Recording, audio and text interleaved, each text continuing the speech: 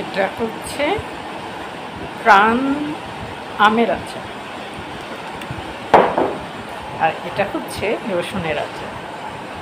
তোমরা কিনে খেতে পারো, ঢাকা শহরে মেগা শপগুলোতে পাওয়া যায়।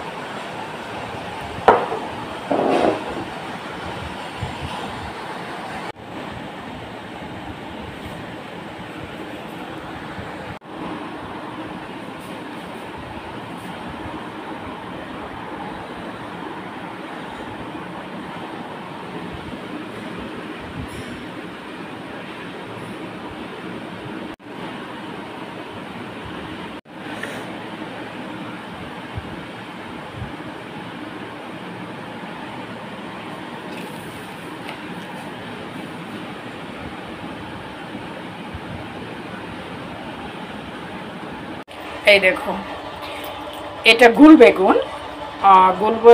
গুল বেগুন দিয়ে আমরা কিন্তু সবসময় যে ভাজা খাই, বড়া খাই। সো গুল বেগুন দিয়ে কিন্তু চিংড়ি মাছ দিয়েও রান্না করা যায়। মানে কি সবসময় দেখা যায় চিংড়ি মাছ দিয়ে লম্বা বেগুনগুলো রান্না করা হয়, যেটাকে হিংলত বেগুন বলে। এটা কিন্তু গুল বেগুন। আরেকটাও আছে যেটাকে বোলানাথ বেগুন বলে। বেগুন কিন্তু 2-3 রকমের হয়ে থাকে। তো আমি তোমাদের দেখাচ্ছি যে এই বেগুন আমি কি করে রান্না করছি চিংড়ি মাছ দিয়ে। আমি এখানে এতগুলো চিংড়ি মাছ নিয়েছি।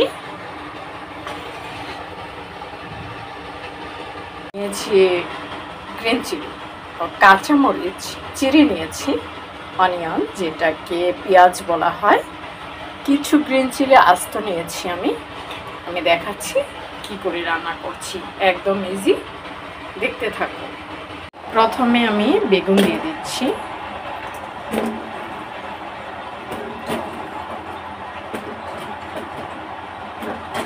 আচ্ছা, তারপর দিয়ে দিচ্ছি এই যে চিংড়ি মাছ। আচ্ছা, তারপর দিয়ে দিচ্ছি আমি এই দেখো পেঁয়াজ, তারপর দিচ্ছি কাঁচা মরিচ। ওকে, তারপর আমি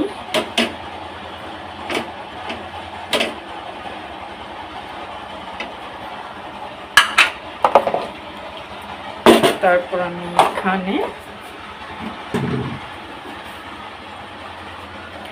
সল্ট অ্যাড করেছি, মানে লবণ দিয়ে দিয়েছি, যেহেতু এটা মানে একটু ঝোল ঝোল থাকবে, শুকনো থাকবে না।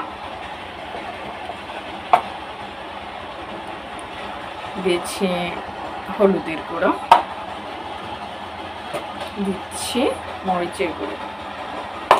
তো এটার সাথে অয়েল অ্যাড করতে হবে। আচ্ছা, আমি আরও নিয়ে আসছি। তো এখানে এই যে ব্যাস, আর দিব না, হয়ে গেছে। আর হলো পানি ইউজ করব, এই দেখো কতটা।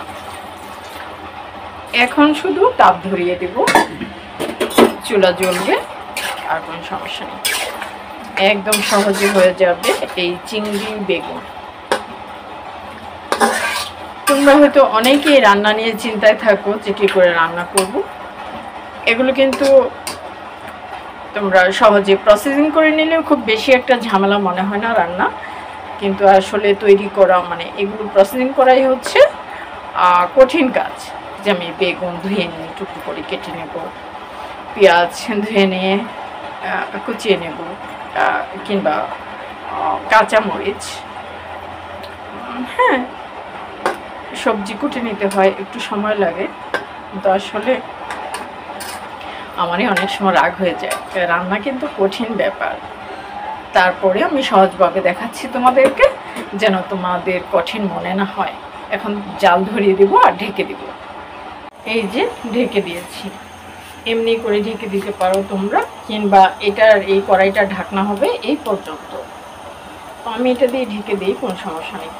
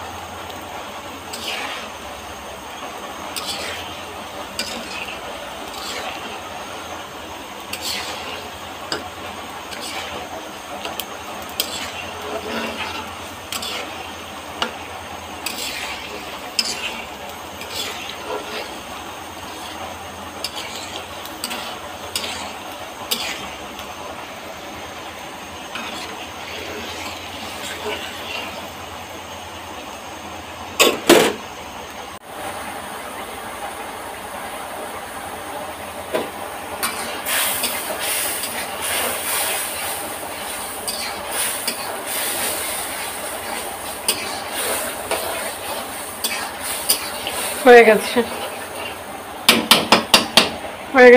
আমার বেগুন চিংড়ি।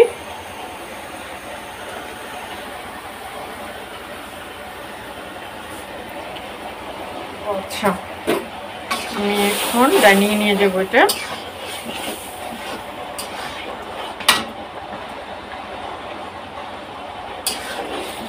হয়ে গেছে।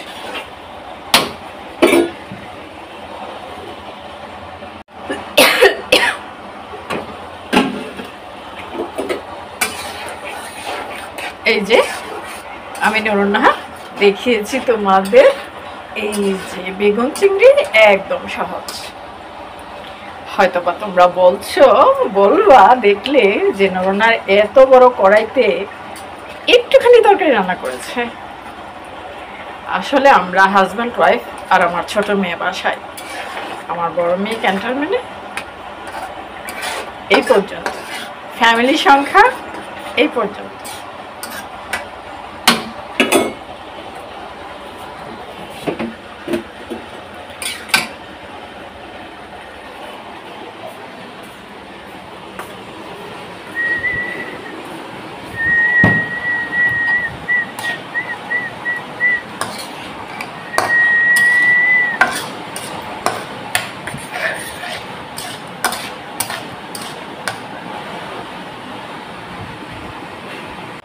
এবার তোমরা বলবা যে নুরুন্নাহার আপু মাত্র 2টা বেগুনের বড়া ভাজা করতেছে, কোনো ব্যাপার না।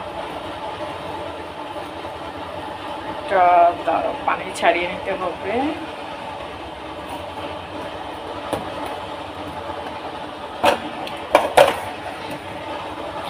আমি 2টা বেগুনের ভাজা করছি কারণ হচ্ছে বেগুন আর নেই। হ্যাঁ, তাহলে পাবো কোথায়, যা আছে তাই। ওকে, সরিষার তেল গরম করে নিয়ে বেগুনটা ছেড়ে দিব, তাহলে ভাজা হয়ে যাবে। গরম সাদা ভাত দিয়ে বেগুন বড়া খুবই ভালো লাগার একটা মজার একটা রেসিপি। তোমরা একদম সহজে বেগুন ভাজা করে নিতে পারো, তাহলে সাদা ভাত দিয়ে এই মজাদার বেগুন ভাজা খেতে পারবা।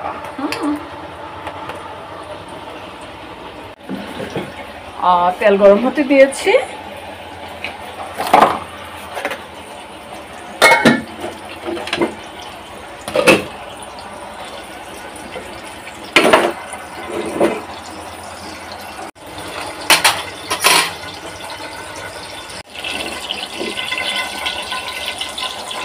মাখিয়ে রেখেছি বেগুন।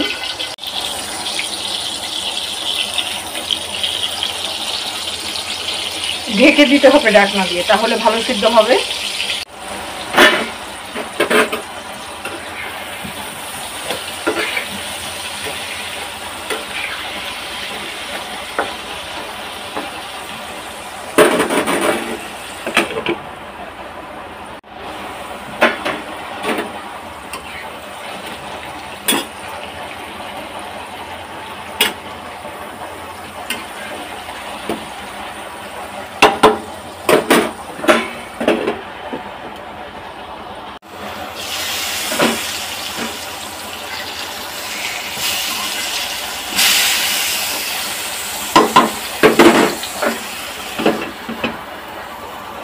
মানে বেগুন বড়া হয়ে গেছে, আর হওয়ার প্রয়োজন নেই। আমি তাপ বন্ধ করে দিব।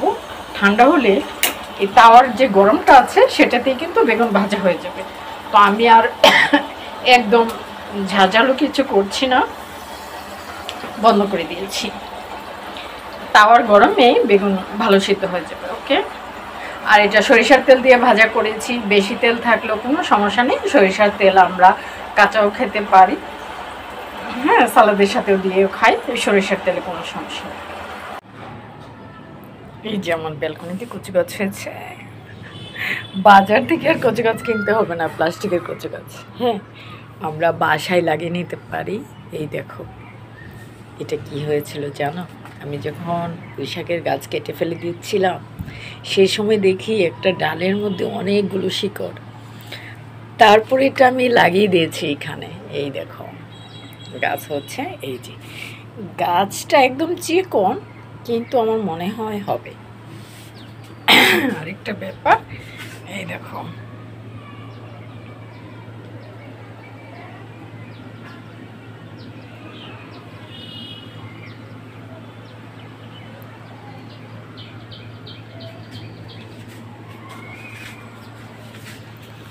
এই দেখো আমার মরিচ গাছ, অসংখ্য মরিচ ধরেছে এই গাছে।